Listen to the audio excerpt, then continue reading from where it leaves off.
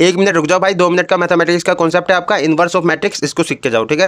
क्या है inverse of matrix, इसको समझो। इनवर्स हम किसे कहते हैं, किसी भी, जैसे 2 का मुझे इनवर्स करना है तो इसको बस रेसिप्रोकल आप कर दिए, ठीक है।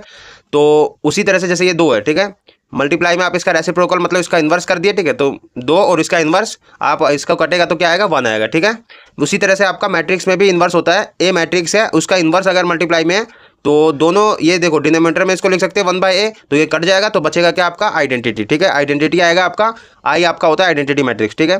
तो ए इन्वर्स निकालते कैसे हम, एडजॉइंट ए, ठीक है। ए मैट्रिक्स का हमने एडजॉइंट ए करा, डिनोमिनेटर में आपने ए मैट्रिक्स का डिटरमिनेंट कर दिया, ये आपका फॉर्मूला होता है इन्वर्स निकालने का, ठीक है। नहीं समझ आ रहा, अब समझो, देखो एग्जाम्पल से समझो आप। इफ अगर हमारा ए मैट्रिक्स दे दिया, हमें ए इनवर्स फाइंड करना है, कैसे करेंगे हम, पहले इसका देखो यहाँ पे एडजॉइंट निकालना है हमको। एडजॉइंट कैसे निकालते हैं, पहले हम कोफैक्टर निकालते हैं, ठीक है। एंड कोफैक्टर का हम क्या कर देते हैं, ट्रांसपोज कर देते हैं। नहीं समझ आ रहा है, समझो, देखो कोफैक्टर हम इसका करेंगे, कोफैक्टर में सारे एलिमेंट का करना है, तो यहाँ पे C11 C12 C21 C22 हमें, मतलब ये C11 आपका पहले रो पहला कॉलम का एलिमेंट है, ठीक है, इसका हमें कोफैक्टर करना है। ऐसी पहले रो दूसरे कॉलम का एलिमेंट, इसका हमें कोफैक्टर करना है। तो यहाँ पे हमें देखो कोफैक्टर में बस यही ध्यान रखना होता है कि आप ये रो होता है, ये कॉलम होता है, तो इन दोनों को ऐड करने पर अगर आपका ओड आएगा तो माइनस का साइन पहले लगा देना। देखो यहाँ पे इन दोनों को जोड़ोगे तो माइनस ओड आएगा, तो यहाँ पे माइनस का साइन लगा दिया, ठीक है। अगर इवन आएगा तो आपका प्लस का साइन आता है, प्लस का साइन हम लगाते नहीं जनरली, ठीक है। तो बस कुछ नहीं करना आपको, यहाँ पे आपको C11 निकालना है, तो पहला रो पहला कॉलम छोड़ दो, पहला रो पहला कॉलम छोड़ूंगा तो बचेगा 4 आपका हो जाएगा। ऐसे ही पहला रो दूसरा कॉलम छोड़ दो, पहला रो दूसरा कॉलम छोड़ूंगा 3 बचेगा, 3 आपका हो जाएगा, ठीक है। ये माइनस तो यहाँ से ओड वाला आया, ठीक है।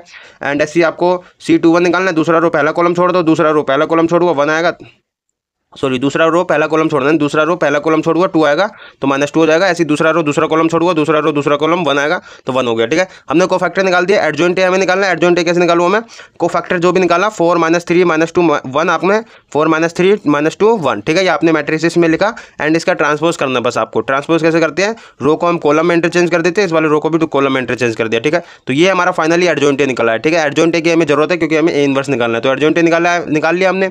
एंड हमें ए डिटरमिनेंट भी निकालना है, तो ये डिटरमिनेंट कैसे निकालते हैं हम, ये डिटरमिनेंट हम क्या कुछ नहीं करते, बस ए मैट्रिक्स का क्या है, अगर 2 × 2 की मैट्रिक्स है तो इधर इधर मल्टीप्लाई करो आप, ठीक है। पहले इधर इधर मल्टीप्लाई करते हैं क्रॉस, तो आप 1 × 4 करोगे, फिर माइनस का साइन लगाते हैं, फिर इधर इधर मल्टीप्लाई करते हैं, ठीक है। तो 3 × 2 आपने करा, यहाँ पे ये 4 हो गया, -6 हो गया, आपका आंसर आया गया ए डिटरमिनेंट -2, ठीक है।